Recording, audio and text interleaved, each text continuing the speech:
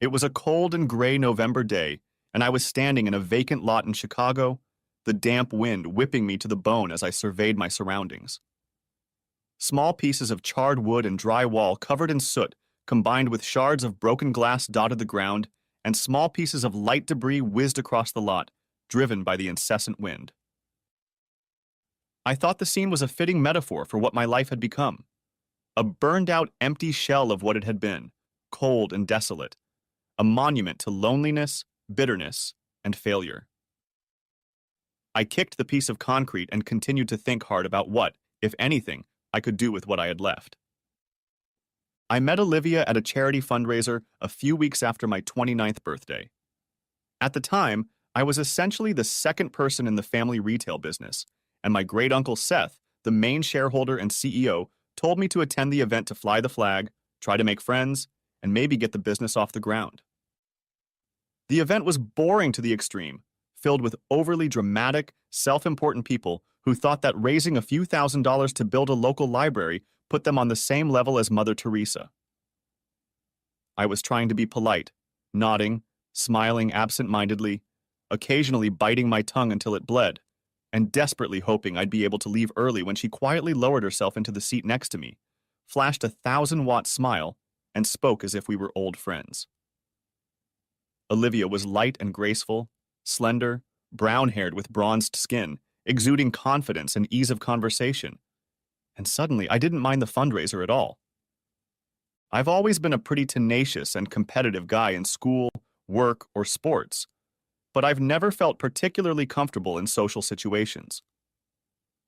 Even from my days in business school, I was more or less married to my job, and that, combined with my inherent social awkwardness, made it doubly difficult to develop any experience with women. Because of my shyness, I almost never approached a woman for a date unless I'd known her for a long time.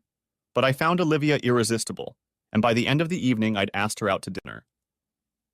We ended up having a great time, and contrary to my fears, we found common interests and had a lot to talk about.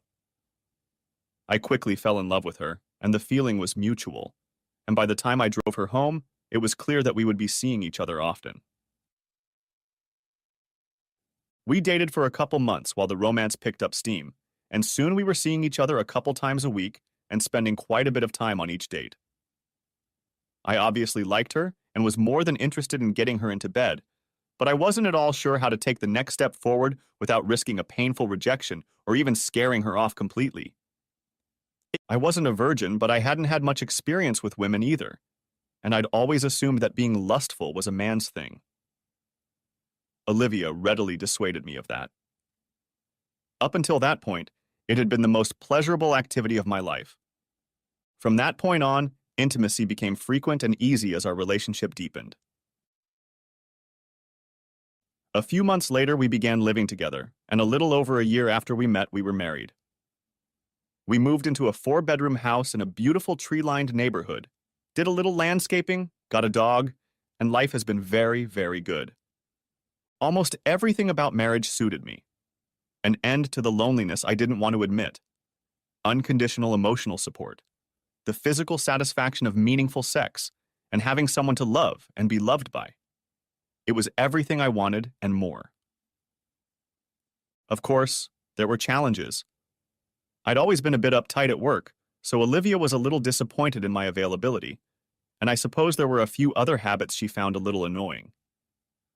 Naturally, there were a few things that annoyed me too. Probably the biggest problem was that we had to socialize with her family far more often than I would have liked. Don't get me wrong, I didn't dislike her family. They were lovely, decent people, generally polite, and didn't have any particularly unpleasant personality traits. But I just didn't want to spend much time with them. Her parents were an outgoing, friendly couple, and they seemed to like me. But they tended to lecture us on how we should live our lives and put a certain amount of pressure on us to have children. But we were never around each other long enough for it to particularly annoy me, so it wasn't much of a problem. Her younger sister Mindy and her husband were a little more problematic for me. Mindy was a shorter and slightly more rounded version of Olivia. She dressed like Olivia, talked like Olivia, and when Olivia was around, never strayed more than a few minutes away from her. They were like virtual Siamese twins, whispering conspiratorially, laughing at inside jokes and gossiping shamelessly about friends and relatives. And since she and her husband lived 15 minutes away, we spent quite a bit of time together. I guess there was nothing wrong with that. And maybe it was jealousy. But when she was with Mindy, she wasn't really with me, and that couldn't help but be frustrating. Mindy's husband wasn't making things any better either. He was a tall, blonde-haired, good-looking guy named Bruce, friendly, malleable, and in my opinion, not too smart. He got his family's furniture store in Joliet, and it was his favorite, and sometimes only, topic of conversation. He talked about the store like it was Microsoft, and he was Bill Gates, bragging about how well he was doing, and that no one else in the furniture business knew what they were doing. The problem with that mindset was that the store was struggling, and I was sure that anyone with even the slightest knowledge of business knew that part of the problem was Bruce himself. But I wanted peace, and I wanted Olivia to be happy, and that meant not causing problems in her family. So I spent more than one evening nodding my head numbly, listening to Bruce continue. We'd been married almost 2 years when Olivia first asked me to help Mindy and Bruce. She had cooked a fancy dinner with candles and mood music and dressed in a way that promised a nice night in bed, so like a typical first-time husband, I thought she was just interested in having a great romp in the hay with me. But as the evening went on, it became clear that she had an agenda of her own. She went on and on about how lucky we were to have such a great income and how she thought we could help others. Then, with a look of practiced misery, she confessed how worried she was about Mindy and Bruce, who were just making ends meet. It turned out that Bruce owed some money and was having trouble making payments, and without help, he wouldn't be able to fill his inventory. I quickly realized where this was going and cut to the chase. How much do they want for Liv? She paused and raised her eyebrows, letting me know I disrupted her plans. She chewed her lip, thinking for a moment, and then looked shyly into my eyes. He needs 50 or 60,000. It'll make them free and clear. I almost choked. Yes, we were doing well, but most of my money was tied up in a family trust, and an amount like that would put a very, very big dent in our cash flow. I knew I could get the money out of the trust if I really needed it, but I didn't feel like explaining that to Bernie Blackman, our chief business lawyer, who also handled the trust. He would have done what I asked, but I knew he would be pouncing on me for the foreseeable future to get the money back. He wasn't abusive, he just took his job of protecting the money in the trust, as well as the business, very seriously. Thinking about it, I tried to brush off Olivia's earnest request for the only time in our entire marriage. I don't know, Liv, it's a lot of money. She frowned. Mindy says he has some great ideas and that they'll pay you back right away. They're good for the money, if that's what you're worried about, I'm sure of it. Well, I wasn't sure of that. In fact, I was sure I'd flush a significant amount of cash down the toilet if I sent it to Bruce, but I wanted Olivia to be happy, so I decided to skip the bullet and wrote a check for 60,000, telling Olivia firmly that it meant we'd have to save a little until the money came back. I once heard the advice that if you lend money to relatives, you should realize you'll never see them again. This sets you up emotionally so that the relationship doesn't go bad if and when they don't pay the money back. So, in my opinion, it was a gift. A $60,000 gift to Olivia's sister and her relatively incompetent brother-in-law, which I didn't think would solve their problem because I knew he wasn't a good enough businessman to turn their store around, even with the money. I wasn't happy, but I wanted to be a good guy for her and her family. I wanted them to like me, and I was willing to give up 60 grand to do it. 3 or 4 months after I loaned Bruce the money, I was at home and going through the house looking for a thumb drive that had important data on it. I had a bad habit of absent-mindedly putting important things in unusual places, so I basically went through the whole house. After checking all the usual places, I wandered into the guest room, examined the desk, and even looked under the bed. When I got up, I noticed that it was unusually soft, at least by the standards of Olivia's house, and was definitely in more disarray than my little search would have caused. It was obvious that someone had slept in it and had hastily pulled up the sheets and bedspreads without making them properly. It didn't seem like a particularly big deal to me at the time, but I mentioned it to Olivia in passing later that evening. Hey, Did someone sleep in the guest bed? I went in there earlier and it was pretty messy. Olivia started to stammer out a reply and looked flushed and nervous. Uh, uh, well, I took a nap there earlier. Sorry. I was doing some cleaning and I was so exhausted I just jumped into bed and didn't have time to clean anything up. At that point in our marriage, I trusted Olivia so much that the thought that her explanation was anything other than God's honest truth never crossed my mind. Moreover, I remember thinking it was funny that she was nervous or embarrassed about needing a nap in the middle of the day. But the bedspread wasn't the only clue I missed. Over the next year, several other strange, unexplained things happened that, if I hadn't stuck my head so far up my ass, might have indicated that Olivia wasn't a paragon of virtue. For example, I took as gospel the fact that her normally quiet job as assistant manager at a small independent bookstore suddenly required her to attend a 5 to 6 hour meeting that was held every Tuesday without a break. The meeting was so important that I shouldn't have tried to contact her at all during that time. I also accepted any and all explanations for the little bruises that appeared on her body, some of which were located in relatively intimate places, or the laundry in the wash that I didn't remember her wearing. And then the orange juice story happened. Olivia started shopping at the new high-end grocery store, which in itself wasn't a big problem, except that she couldn't buy a lot of the things I liked, including my favorite brand of orange juice. I complained about this and asked her to change stores, but she insisted that the new store was better and much more convenient for her since it was right on her way home from Tuesday meetings.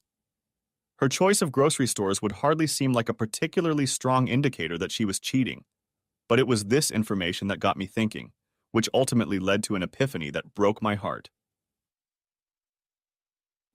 Less than 18 months after the first loan, Olivia began hinting that Bruce and Mindy might need more money.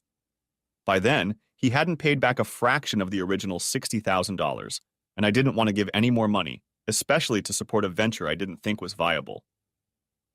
So I brushed off Olivia's suggestion, hoping she would take the hint and stop asking. But she continued and suggested that Mindy and Bruce could lose the business if they couldn't modernize and increase the amount of merchandise. Still trying to be Mr. Popularity, I felt like I couldn't say no outright, so I finally agreed to look at Bruce's business plan and tour his store to see what he wanted to do. I hoped Olivia would let him go if I was at least convinced it was a bad investment.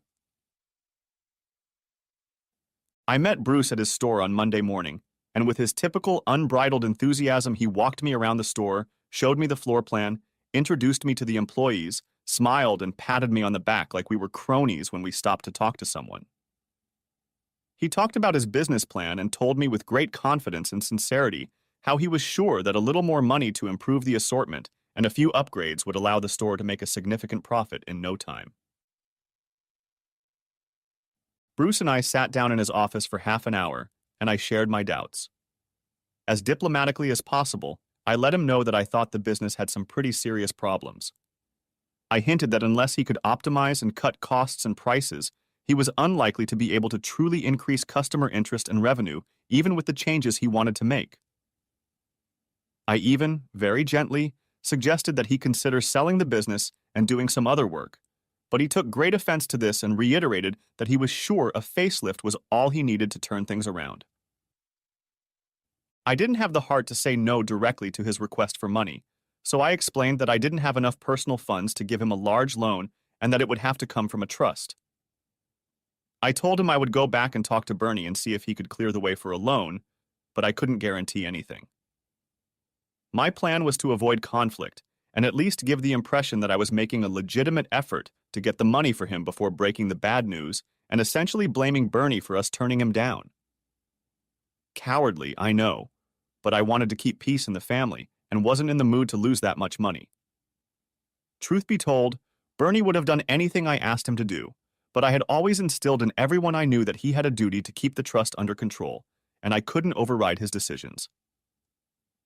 It may seem unfair to make Bernie look like the bad guy, but honestly, I think he enjoyed the role and never complained to me about it. At the end of the conversation, Bruce nodded his head and flashed a wide, confident smile, letting me know that he felt he would get the credit. He shook my hand firmly and gave me another pat on the back, making me feel even more guilty, and I drove away. I pulled out of the parking lot and headed toward the highway, thinking about meeting Bruce and trying to mentally absolve myself of the sins of cowardice and borderline dishonesty I'd just committed at his store. I was driving along, not paying much attention to my surroundings, when I saw something that at first seemed like an odd coincidence, but then developed into a vaguely disturbing thought. It was a grocery store, smaller than most of the big chains, painted green, with a big sign that read, Salvador's. It looked so unusual that I was sure I'd never seen one like it anywhere, but the name somehow brought to mind, and I didn't immediately realize what it was all about. I pondered it for a few minutes before it finally hit me. Salvador's was the name of the store Olivia had started shopping at, a store that didn't have my favorite orange juice and was much easier to get to. Only it wasn't near her work, or near our house, or near any other place where it made sense for her to be during the week. So it didn't make sense that this store was convenient for what she did on Tuesdays, unless of course she did it at a furniture store. Thinking about it, some disturbing options began to emerge. I turned onto the U and drove past Salvador's, and then back to Bruce's furniture store, and sat in its parking lot for a few minutes. I pulled out my cell phone and checked that it was the only Salvador's store in Chicago, and then spent 15 or 20 minutes pondering possible reasons why she might have shopped there. I considered the possibility that Olivia had another office in the area at work, that she might meet Mindy for lunch, that maybe she frequented a health club or something in the neighborhood. But my thoughts kept bringing me back to a conclusion I didn't want to face. Suddenly, I wanted more information, and immediately, so I decided to take the bull by the horns and confront Bruce face to face. I hopped out of the car and strode briskly to the front door of the furniture store, where I noticed a clock painted on the glass indicated that the store was open until 8 on weekdays except Tuesday, when they closed at noon. The cancerous suspicion that had set in a few minutes ago continued to grow. Slamming the door shut, I entered the store and made my way to the first employee I saw, a rather awkward middle-aged man stirring a cup of coffee. Excuse me, I'm on break right now," he interrupted irritably. "Look, I don't want to take up your time, but I need to talk to Bruce McCoy right away. I've been discussing some important financial matters with him, and I need more information." I looked at him expectantly, but he continued to stir his coffee and even took a sip, ignoring my request. One of the reasons they couldn't move the goods became apparent, and I waited a moment in stunned silence before I spoke again, this time in a more insistent tone. "Seriously, this is very important, so could you bring it over for me?" He looked at me warily, but eventually a look of recognition came over his face. "You're the guy who was here earlier with Bruce, right? Hey, yeah, come on in. Bruce is meeting with a supplier right now, but you can wait for him in the break room if you want. I don't think you'll be here long. Maybe half an hour at the most." He leisurely led me back to the room and left me with a cup of coffee and the TV remote. I had a hastily devised plan to meet with Bruce decisively and make some bluffs about how I had hard evidence that he and Olivia were cheating. I threatened that if he didn't confess right away, the evidence would get to Mindy and the rest of the family. I decided that if Bruce was cheating on her, he'd crack right away, and if he wasn't, I'd have to live with the shame. Maybe I'd make a joke out of it or something. I paced around the room, going over the speech in my head, how I would suggest that I had pictures or a recording, or even say that Olivia had confessed. As I pondered the confrontation ahead, I began to look around the room absent-mindedly. I rummaged through magazines for a bit and flipped through a few TV channels before I decided to poke around a bit for clues. It gradually dawned on me that if they were using the store for a scam, there was a very good chance it was happening in this break room, and if they were doing it here, they were almost certainly using the battered couch I was staring at. For a minute or two, I contemplated the couch with some anger and trepidation. It was faded and pea-green in color, with a couple of coffee stains and a tear in the fabric on one of the armrests. It had clearly seen better days and would probably be better suited in a junkyard or some second-hand store. I pulled the pillow up to me, and my pulse jumped slightly when I saw that it was a folding bed and that it had sheets on it. I quickly checked to make sure Bruce was still in his office, and then unfolded the bed. The sheets were a mess, wrinkled, with a couple of slightly darker, yellowed areas just where you'd expect a wet spot to be. There appeared to be a lipstick stain on the bed, and it smelled faintly of perfume. Opening the bed, I saw some debris on the floor under the couch, so I slipped my right hand into the space above the bed and strained to reach the uncleaned carpet below, pulling up items one at a time. Eventually, I retrieved a pen, 37 cents in change, a broken coffee cup, an empty jelly tube, and a restaurant receipt. The check was from a Mexican place Olivia liked to dine at, and at the bottom was her signature, smooth, elegant, and incriminating. In retrospect, I realized that the check was just flimsy circumstantial evidence that could have been easily explained away with any number of stories or excuses. But somehow, its discovery finally knocked the nasty oddities of her Tuesday meeting schedule, bruises, underwear use, and bed mess out of my mind, and it all came together into a clear picture of a cheating wife and a shitty brother-in-law. Suddenly, my plan to intimidate Bruce into confessing seemed like a bad idea. I needed clear evidence of infidelity, and I realized that confrontation could derail the whole thing, if not make it impossible to prove. But now, knowing the likely time and place of their likely infidelity, I could almost certainly gather the information, the evidence, that I needed to be sure. I rolled off the bed and sat on the couch, heated, with my heart pounding furiously and my teeth clenched. I'd been screwed over in business deals a couple times, and I remember being cheated at cards once, but I'd never experienced betrayal like this in my life. I was on the verge of screaming, crying, yelling, and pounding my fist into the wall all at the same time. But gradually, one burning desire began to emerge from this emotional maelstrom. The desire to get even. I calmed down a little and began to think about my situation, trying to think as detached and unemotional as possible.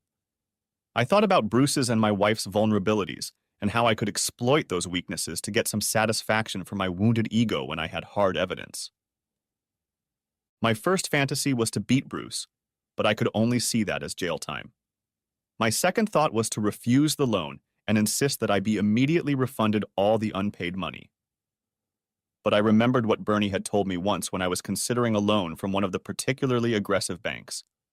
He had advised against it, saying that if you owe someone money, especially someone who doesn't have your best interests at heart, they have you by the balls. And I needed Bruce. I looked into Bruce's office again and saw him standing there shaking hands with a vendor. I waved and smiled at him. He waved back, walked the vendor to the door, and then hurried back to the break room. "Hey, Mike, did you forget something? Do you need more information?" I shook my head and smiled. "Look, Bruce, I've thought it over, and I want to tell you that I may have made the wrong impression today. I really hope you realize that I think you're a great businessman, and I think you have a real winner with this store. But as I drove away, I realized I may have misspoken when I asked about your plans in case things didn't work out the way you wanted." He smiled back. "Oh no, Mike, I get it. Any good businessman will ask the hard questions." Fine. I just want to make sure you know that I really like what you're doing here. Plus, you're a family member, and I need to feel that this isn't just a safe investment, but the right decision for you as a friend and family member, as well as a good businessman. So I didn't want you to go home without knowing for sure that I plan to try very hard to get this money for you, and I can't imagine that we won't get it.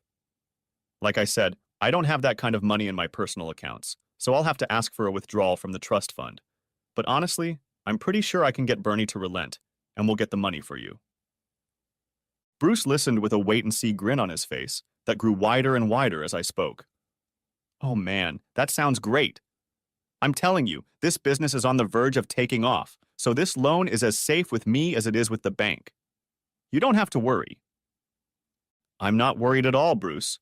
Bernie will have to draw up some kind of agreement, of course, since he'll insist on protecting the trust with collateral and stuff. I should be able to get everything signed within a few days. If you don't have a problem with that, I think you'll have the money within a week." The next morning, I wandered into Bernie's office, closed the door, and plopped into a chair. Bernie was on the phone, making some notes and raising one finger as a sign that he would soon be able to speak. I visibly fidgeted as he finished talking, and he obviously noticed this because when he hung up, he gave me a perplexed look and asked, "So, Mike, what made you so nervous this morning?" I cleared my throat and leaned forward slightly to speak.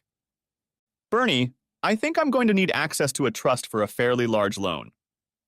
"Yeah, I guess that shouldn't be a problem. What kind of, uh, what kind of loan? And for how much?" He turned on the computer with the mouse and clicked a couple of icons, opening a spreadsheet that summarized the trust funds.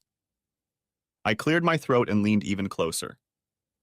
"Listen, Bernie, before we start the paperwork, the first thing I want from you is absolute confidentiality." "Sure, I always—" "No, look, I want you to understand that this is unusual, and it might be tempting to talk to Seth or someone else here at work or in the family. I don't want anyone but you and me to realize exactly what I'm trying to do here." He fidgeted in his chair, furrowed his brow, and after hesitating a bit, began to answer. "Mike, if it's illegal—" "It's not illegal. It's not at all. In fact, I want you to create a document that will be the pinnacle of impeccable legality." He shook his head and I continued. "I want to borrow some money. I want you to draw up the loan documents. I want the terms of the loan to be very clear. I want the loan to be properly secured by the very business I plan to lend it to, and I want the penalties for non-payment to be very, very clearly spelled out." "Sounds like you're expecting a default. Like you want to trap the guy." "More or less." "So who are you trying to trap and why?" I hesitated for a minute before answering, then looked him straight in the eye. "I want to trap my brother-in-law, Bruce. And why is Olivia?" He raised his eyebrows in surprise and opened his mouth several times to answer, but never said a word. Finally, he took a sip from the glass of water on the table and choked. "Are you, sure about this?" "Very," I replied. "Very." Within a week, the document was drafted, and I personally brought it to Bruce for him to read and sign. He asked his attorney, a small, unassuming guy named Tim Sowers, who also happened to be his cousin, to sit down with us to go over the document. "Okay," began Sowers. "I went over it last night, and it's pretty much what I expected from a business loan. But there are a couple things I'd like to point out, Bruce, before you put your signature on it, okay?" Bruce flashed his emotionless smile, as always, agreeing and understanding nothing. "Sure. Give me the information, Tim." Sowers cleared his throat and looked at Bruce carefully. I thought I caught a hint of contempt in his gaze, as if he knew how little Bruce understood about how to run a business. "Okay, first things first. This $425,000 loan will be paid off over 7 years. You have a pretty standard rate. Payments will begin immediately, a little over $6,000 a month." Bruce nodded. "Actually, you'll only get $365,000 since we're combining that amount with your loan from a couple years ago. Mike will get his $60,000 back, and you'll get the rest. Okay?" "Capisce," Bruce replied smugly with a slight Italian accent. Tim looked at him again and sighed quietly. "Okay then. The loan is secured. It's tied to your business as well as the property in Keokuk. Is it duck hunting?" "Yes." Bruce pointed to Bernie as he spoke to Sowers. "They, want to make sure Mike's trust is protected in case the business does go bust." He wrinkled his nose briefly, then quickly added, "But that won't happen. The business is in great shape. I think so, and Bernie Black seems to think so." He nodded at me and smiled. "And Mike certainly thinks so. Don't you, Mike?" "Oh, yes," I replied with as much enthusiasm as possible. "Bruce showed me the books, and I think he's got a winner." I smiled. "But I don't know if you know Bernie or not, but he's very, very conservative and always considers the worst-case scenario. He wants to be absolutely certain that the trust is protected, so it's important to him that if for some impossible reason the business collapses, he has something to reimburse the trust with." Sowers frowned, then looked intently at Bruce. "You do realize that in the event of a default, you could lose the business put into the trust? Maybe even the duck hunting lands? Our family has owned them for a long time." "Of course." Bruce spoke earnestly, perhaps trying to convey to Sowers that he understood the warning and was taking it very seriously. I realize there are consequences. You bet it is. But frankly, I'm very confident in the business, and I think taking out this loan is much safer than trying to do business without it. You do realize that as early as 3 months after non-payment, penalties will start accruing? Is that correct? Of course I realize. He smiled at me as if we had some secret, as if he knew I would never let Bernie enforce penalties except for the most egregious violations. I only smiled back. At home, Olivia was beyond thrilled. She went on and on about how well Bruce's business was going to do now that he had enough money to fix the underlying problems. Somehow I managed not to blurt out what I wanted to say, which was that the main problem was Bruce himself, and no amount of money would solve it. But for the next few weeks, keeping my mouth shut about Bruce's business acumen was the easiest thing I had to do when I was around Olivia. I needed to get more information before I could end the marriage the way I wanted to, and that took time. So I knew I would have to control my emotions, which changed daily from melancholy to rage to disgust when I thought about her cheating. Having dinner with her without exploding became a challenge, and sex became something to avoid if at all possible. When I was 18, my friends and I took a trip to San Diego for spring break. One night we ended up in Tijuana to blow off some steam. We drank and eventually ended up in the company of hookers. Somehow I ended up paired with a girl in her early 30s who had obviously had a pretty rough life. She wasn't particularly attractive, and probably even worse than I remembered, given that my ideas of aesthetic beauty had undoubtedly been tainted by a rather high blood alcohol level. But even with 3 sheets to the wind, I had serious doubts about taking her to bed, and I started making excuses, trying to get out of it. But my buddies kept me on my toes, questioning my masculinity, sexual orientation, and all that. Feeling like I had no choice, I put on a fake smile, took a couple more drinks quickly, gritted my teeth, and followed her into the dank, unkept private room above the bar to get down to business. Unsurprisingly, Olivia noticed the change and eventually mentioned it, complaining that she wished she had at least something romantic to do. And I guess in another life she would have made a good living off American tourists in Tijuana. Getting hard evidence of the affair wasn't as easy as I thought it would be. Bruce had used some of the money to remodel the store itself a bit, and there were quite a few workers wandering around during the day fixing something up.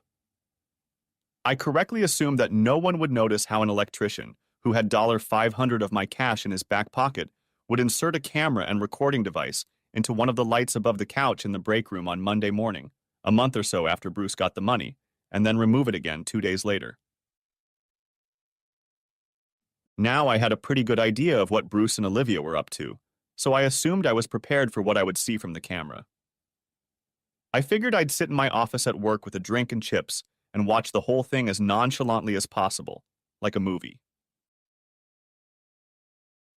Turns out, seeing your wife having fun with another guy is much worse than just realizing it's happening. Much, much worse. By the end of the tape, I had drunk so much scotch that there was no way I could drive home, trashed my desk, puked twice, and threw a paperweight at my office door. The details are pretty much what you'd expect.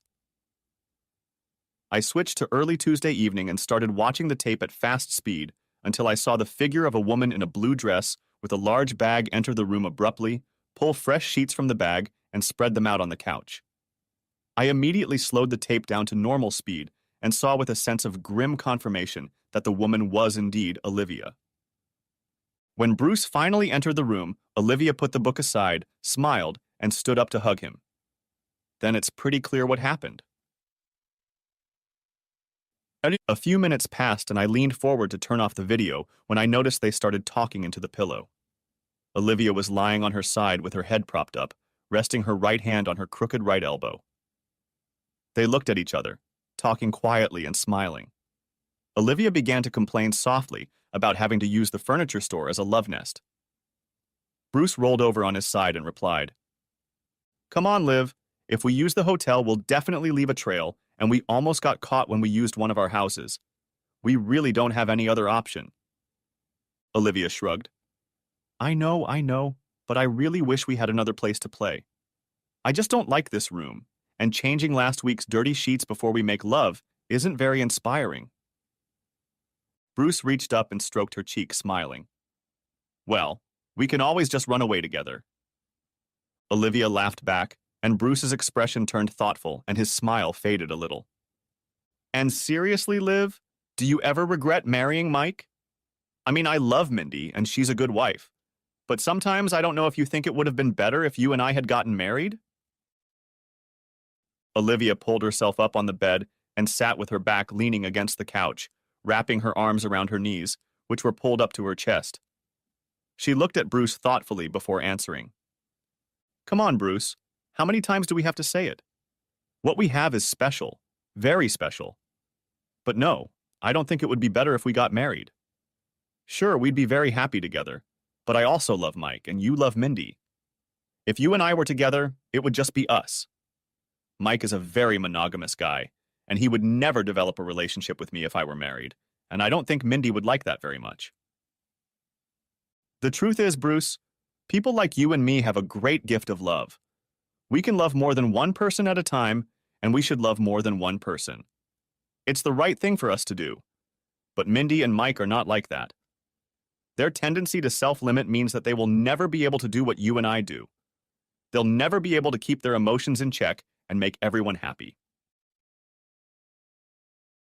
Upon hearing this, my outrage peaked, and that's when I sent my paperweight through the office door. Because I loved her, or perhaps because she was the only woman who ever loved me, I probably never realized how arrogant, misguided, and self-serving my wife was. In her imagination, she somehow turned her cheating into some kind of virtue. For her, it was not a stab in the back to her lawful husband, but something that increased love in the world. Something that she was not only entitled to, but was in some way a moral imperative. I slept on the couch in my office that night, and the next morning I drew up the necessary paperwork. When I got home the next evening, Olivia met me with her hands on her hips and a sour expression on her face. Where the hell were you last night? I was terribly worried. You didn't call, you didn't text, you didn't give me a clue. What the hell? I stopped her with a raised hand. I was at work last night. I got drunk and couldn't drive home, so I stayed there. She looked at me with complete bewilderment. Wait, what? You got drunk? At work? I smiled and nodded back at her, and she continued. Well, at the very least, you could have let me know what was going on. I almost called the police. And why the hell were you drinking on the job? She was still looking at me, but there was extreme bewilderment in her question.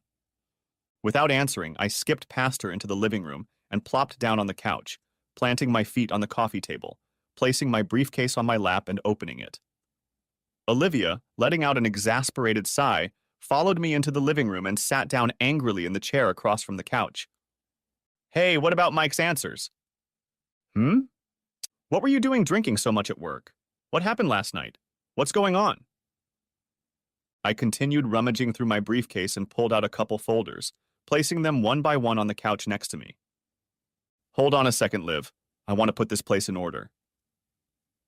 I sorted through the papers some more, swung my feet off the desk, and leaned forward to put them back where they belonged.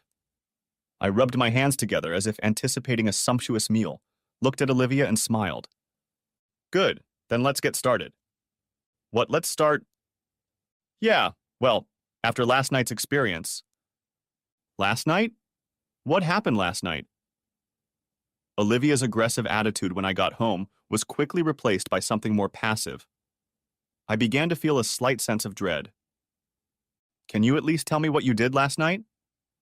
Oh yeah, I watched a video. Huh? Yeah, I watched the tape of you and Bruce having fun on that couch in the break room, and I found it a little disturbing, so I guess I must have had a little too much to drink. You realize? I smiled a thin, emotionless smile at Olivia, a smile that reflected bewilderment on her face, followed by shock, fear, and bewilderment.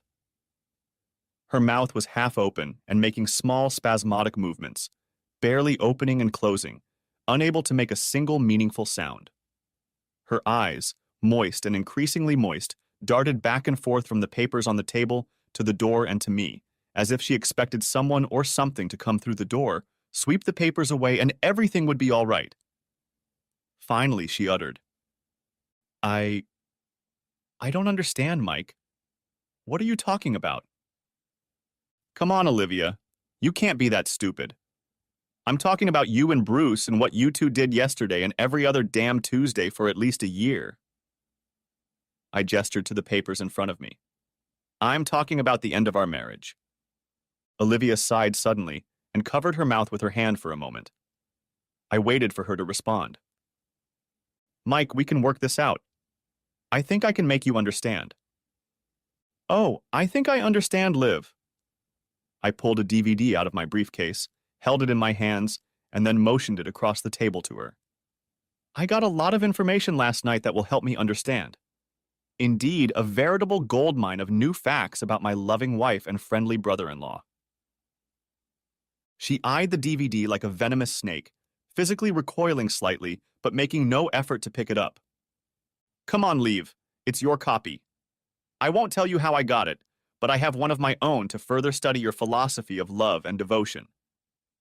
She leaned forward and started to stand up, and for a moment it looked like she was going to come toward me, but I held up my hand and stopped her, and she sat down. She bit her lip for a second, and then, looking straight at me, she spoke again, slowly and deliberately, with a kind of false confidence that I suspect was meant to hide the tremor in her voice. Mike, listen. You need to open your mind and think about this. It doesn't make sense for you to ruin your life, our lives, because we have different values and talents. I love you and have always been willing to adjust to our differences, and I hope that... I interrupted her with a mocking snort. Different values and talents? Really? You think cheating on your husband is some sort of talent? Because frankly, Liv, I'm sure everyone does it. Seriously. Talent isn't the right word. She took a deep breath and raised her eyes to the ceiling for a moment, then looked at me again. Potential. I think the right word is potential. I have a great capacity to love, and I can, and have successfully loved more than one person at a time. Barring outdated ideas about love and relationships, there's no reason why I can't or shouldn't use my capacity. Please, just stop. Honestly, you're just wearing me down with your excuses. I get that you think you have some special ability that gives you the right to cheat, lie, and sleep around when you're supposed to be faithful. But really, that's just Liv's bullshit excuse. Anyone can have romantic relationships with more than one person at a time. That doesn't make them lovers with more ability. It just makes them cheaters. In an instant, the apologetic, conciliatory Olivia was gone, replaced by an angry, aggressive, extremely confident shrew. Are you calling me a cheater? She hissed. Well, from your point of view, that's fair enough, I suppose it is. But then again, I've never lost or repressed my love for you or my love for Bruce, so I've never cheated on my emotions or compromised my feelings or actions because of some medieval code that says I have to limit my relationships to one and only one person. So, yes, I may look like a fraud to you, but when I look in the mirror, I have no problem with what I see, no doubts about what I've done, none. She was breathing hard, her face flushed, fire burning in her eyes, and I dared to challenge her. And I did. Is this how you want to live your life? Some loose relationship with lots of different guys, loving one guy one day and another guy the next? Yes, please, to each his own. But pretending you haven't cheated, haven't been dishonest, is pure bullshit, because you've never once let me know you were having fun with Bruce, and you know damn well I wouldn't go for it. You know that. She sensed my fire and turned away from me slightly, avoiding my gaze, but I turned so that my eyes met hers and then continued. So you chose to lie by omission, the greatest omission of truth I've ever encountered. You made me, and pretty much everyone else, think we were a couple bound exclusively to each other. But you went off and started or continued to entertain Bruce, hiding your cheap furniture store adventures as best you could. You told lies and lived lies. And no matter what your weird marital philosophy is, that makes you a cheater. Tears were streaming down her cheeks and her mouth was tightly clenched, She shook her head slowly, rather angrily than sadly in disagreement with what I had said, but apparently couldn't find the words to back up her feelings.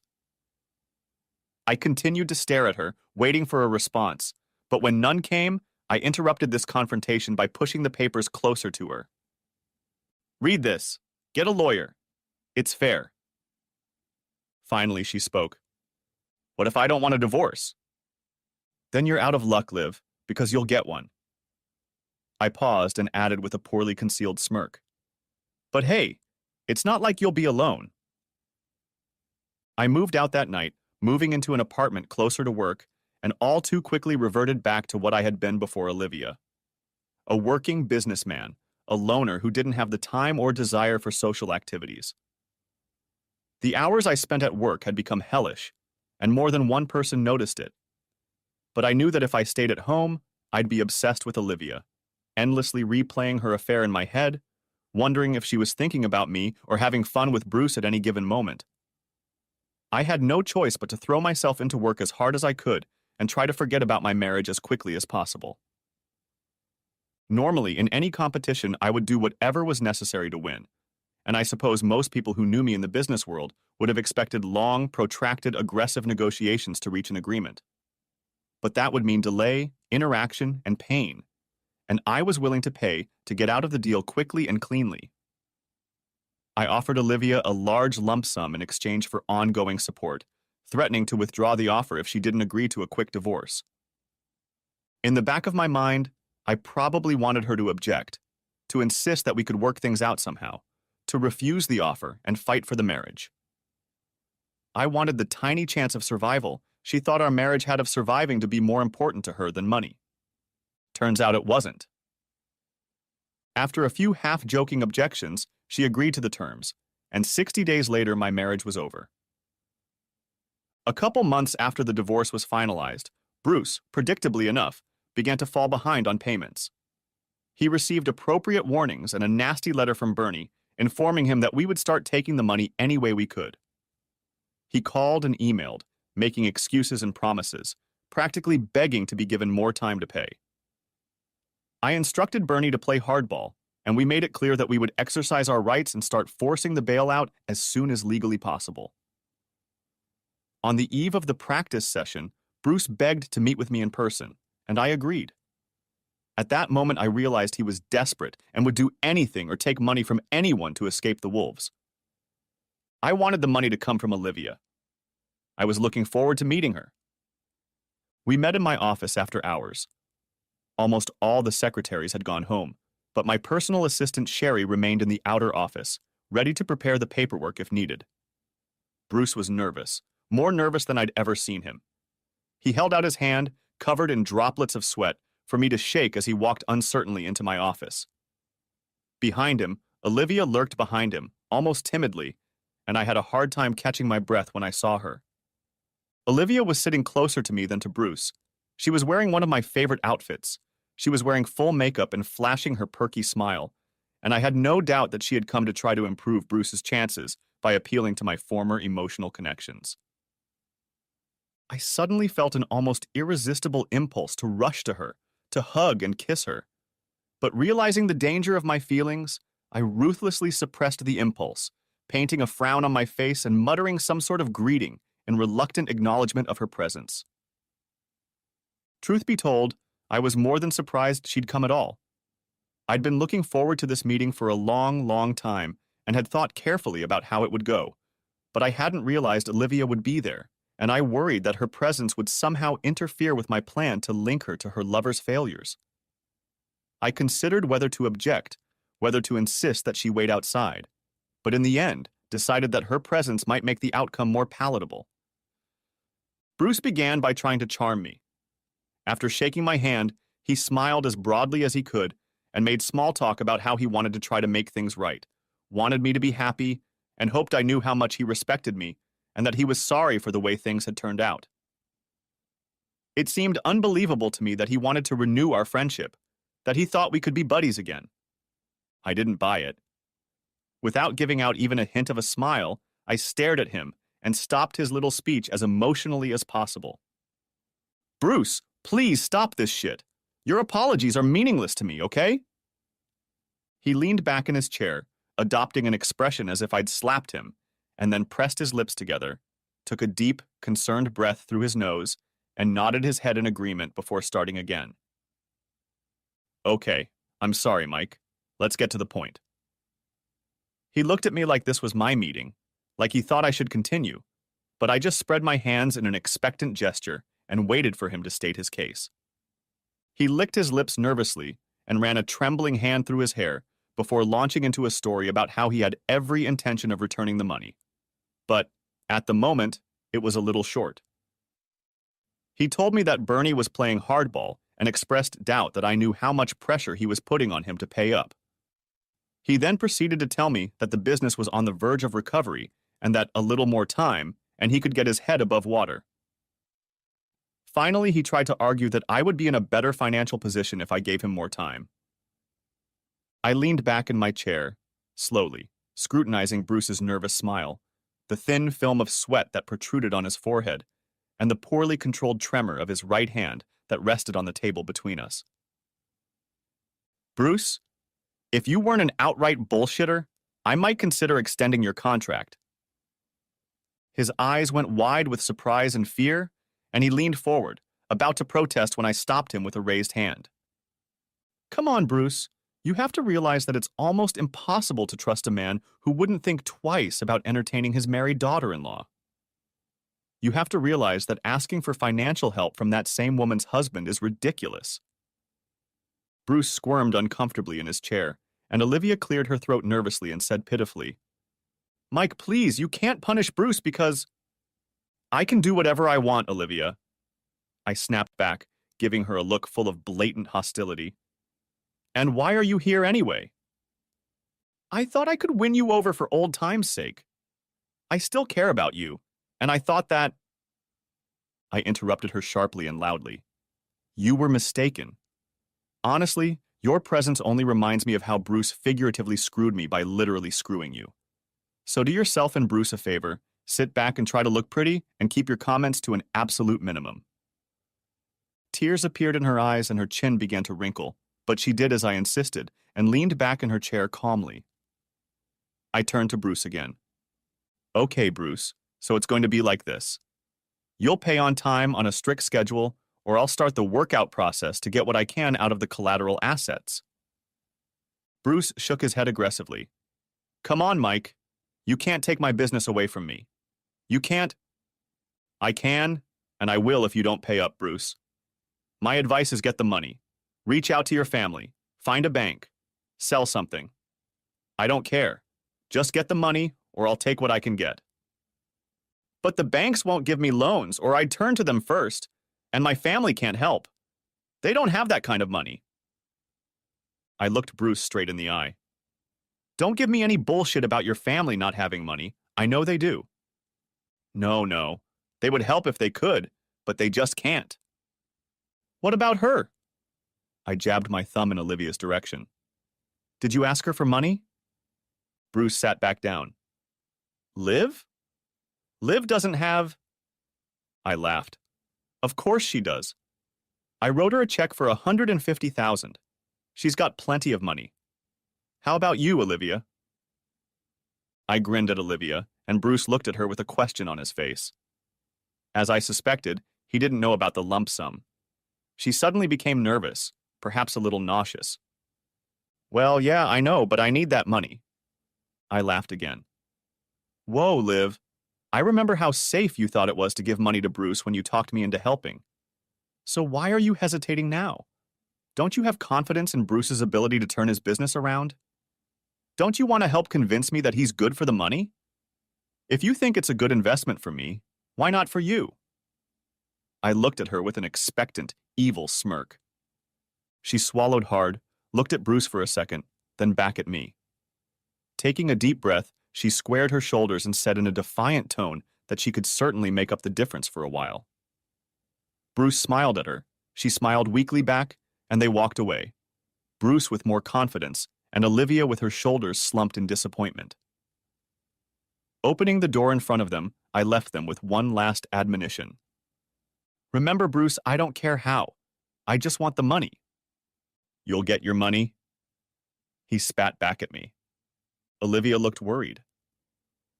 Over the next few months, I continued to try to find solace in my work. Businesslike and efficient with everyone, I continued to avoid any personal conversations at all costs, completely abandoning any social opportunities, preferring instead to work or be alone. I tried desperately not to think about my wife's betrayal and treachery, but everything reminded me of her, even, of course, the monthly check from Bruce that arrived on my desk. The check brought a kind of bitter satisfaction, a feeling that in some way I had been able to drag the authors of my misfortune down with me. The situation got a little worse when Mindy contacted me. She emailed me several times and even called me on the phone. I was quite surprised to learn that Bruce and Olivia had confessed to her, no doubt a softened version of their affair, and that she took it rather hard at first, but eventually forgave them both. To my disappointment and horror, she vaguely hinted that she had guessed that they had been lovers, and that they had come to some sort of agreement whereby Bruce and Olivia continued to see each other. She even made a half-hearted attempt to get me to consider bringing Olivia back. My responses were bitter and curt, and I was sure I had left her in tears by the end of the second conversation, after which I never heard from her again. Mindy's apparent tolerance made it clear that the emotional price Bruce and Olivia were paying was far less than I had hoped. I was very much afraid that somehow the store would become solvent, that Bruce would pay off his debt, pay Olivia back, and that they would all be happy with the outcome both financially and emotionally. And they would leave me behind, collectively shaking their heads at the poor, unfortunate man who just can't grasp what modern love is all about. I shouldn't have bothered. The furniture warehouse burned to the ground 9 months after I met Bruce and Olivia. It was an impressive 2-alarm fire that threatened neighboring structures and made the nightly news. I didn't see the story, but Bernie did, and he immediately called me to discuss the aftermath. He was furious that I had taken such a risk, as he was convinced that the trust had flushed a fairly large sum of money down the toilet. I calmed him down by promising to personally buy out the loan obligations in the event of default, assuring him that the property itself was worth something simply because of the location. Obvious questions about the fire were asked, and when the catalysts were discovered, the insurance company immediately refused to pay out. With no income from the store, Bruce paid off the loan in full, and I purchased the smoking ruins of the property and 35 acres of land for duck hunting on the Mississippi. The criminal investigation lasted almost 6 months. The detectives put together a pretty good circumstantial case against Bruce and Olivia. They were able to prove that the store was making a loss, and Olivia was shelling out increasing amounts of money each month to keep it afloat. Bruce made several desperate attempts to get loans from other sources, but failed, and then, as quietly as possible, made one last attempt to sell the business. But no buyers were found, even at a grossly undervalued price. Investigators could find no evidence that Olivia or Bruce had been near the store the night of the fire, or that they had purchased anything to start or accelerate it. But their case was built on the theory that they had hired a professional to set the store on fire. They found numerous search terms containing the term arson on Olivia's home computer, phone records showing communication with at least 2 men with arson convictions, and noted that she had withdrawn $15,000 in cash the week before the fire. Olivia and Bruce had pretty good representation, no doubt bought with what money she had left, and the DA, knowing he was in for a fight, started making deals. I believe they started with charges of arson and fraud in the first degree, and then went downhill from there. The defense wouldn't agree to anything less than 4th-degree arson, so the game of sleight of hand with setting a trial date began. I was on the witness list and waited in the lobby outside on the first day of trial. I was sitting on a hard wooden bench, reading the newspaper and absent-mindedly tapping my foot on the tile floor when a court officer came out and announced that the trial was canceled, that they had finally made a deal, and that we could all go home.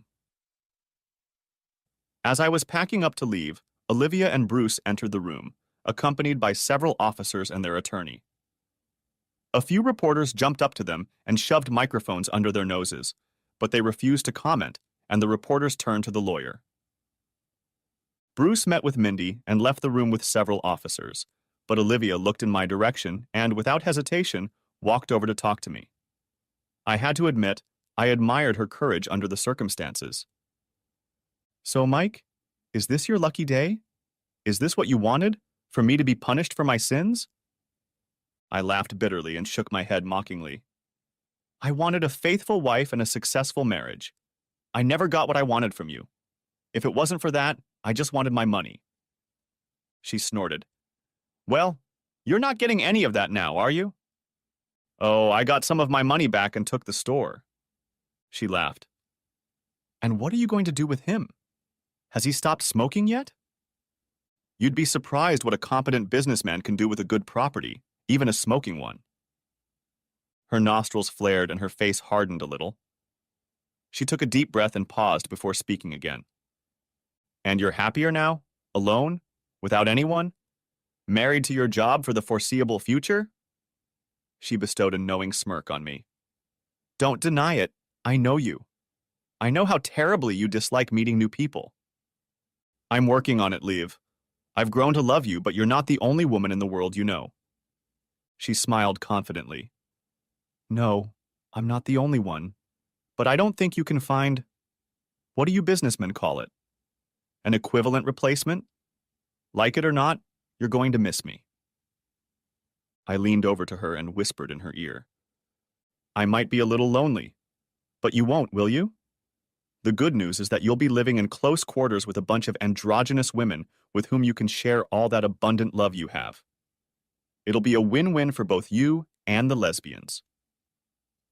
Olivia surprised me by suddenly losing her composure at my last remark, recoiling from me as if I were radioactive. Her face contorted into a mask of contempt, and her eyes flashed with anger. She inhaled deeply, her chest heaving aggressively a couple times, and then she exploded. You goddamn sanctimonious, self-centered, emotional midget asshole! She screamed as the officers pulled her away from me toward the door. You're going to end up in a hole just like me. Alone, with no one. Married to your goddamn job.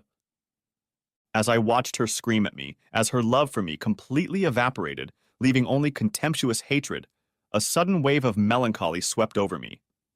I fought the urge to react in a way that would give away my pain, smiled thinly, and muttered some sort of remark about her public use of rather offensive language. But she just continued her diatribe as if I hadn't said anything. But it won't be long before I'm out of my prison and moving on with my life, and you'll still be alone, dreaming of being with me. And then, years from now, when you're married to some boring ex-secretary, you'll still wish you hadn't said yes. The door closed behind her, abruptly cutting off the rest of her tirade. I turned and walked out of the courtroom. The afternoon had freed up my court time, and now, with no appointments or meetings scheduled, and fighting a growing sense of despondency and loneliness, I headed out to the parched parking lot and reflected on my life. The temperature had dropped, the wind continued to ruffle my jacket and burn my face as I looked around, still contemplating what I could do with the wreckage.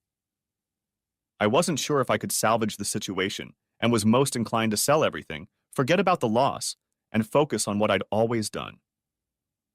It was the safe thing to do, maybe even the smart thing to do. But I knew there was another option. I could take a risk and rebuild, maybe even open another furniture store. I pondered the possibility of successfully selling furniture in the same location where Bruce had failed. I thought about making a big deal out of it with lots of advertising, billboards, maybe even TV commercials that Bruce and my ex couldn't miss. I could even call it Olivia's and have lots of hot sales. It struck me that the decisions I would make about the plot were similar to the decisions I was unconsciously making about my life in general. Olivia was right about me. My natural inclination, and before meeting her my only inclination to socialize, was to withdraw, avoid the risk of intimacy, and focus on work. I could see that I was inexorably approaching the single life, a financially secure but relatively joyless existence. I was once again becoming what suited me, doing what was safe. I sat down on the concrete block and looked around once more, still weighing my options, still contemplating my future. I was stuck between my fears and desires, the ingrained habits that served me and defined me, and the desire to change, to be different. I was about to leave and go back to work, to let things go and put off the decision until another day, when a few rays of the late afternoon sun broke through the clouds and between the buildings, illuminating a graffiti-stained wall across the street. The light cast a searing orange glow on the wall, giving the concrete and lettering an incandescent appearance. The words were written in bold white letters, clear and easy to read. Act. I've always had a disdain for superstitious people and the way they let irrelevant, objectively irrelevant things run their lives as signs or habits. But here, sitting on a concrete slab in the November cold, those words seemed like fate, a message from God. I pulled out my cell phone and called the office, summoning my assistant. Sherry, who's that architectural firm that designed the new mall that's been written about so much? The one with the glass and the fountains. Hammer, I think. She hummed slightly to herself as she checked. Yeah, Hammerstone. Looks like they're based here in Chicago. Okay, look, could you set up a meeting for me as soon as possible? She hesitated for a second. Are we building something? I looked around the lot, mentally envisioning a new store, and suddenly felt a surge of confidence. Yeah, I think we are. I think we are. Okay. Sure, boss. Anything else? I chewed my lip for a second as my eyes stopped again at the graffiti on the opposite side of the street and read the call to action again. Yeah, Sherry, there's one more thing. You know that jeans rep, the tall blonde Brenda? Brenda White, I think. Yes. Sherry's voice was becoming increasingly incredulous, and I wondered if she thought I was on to something.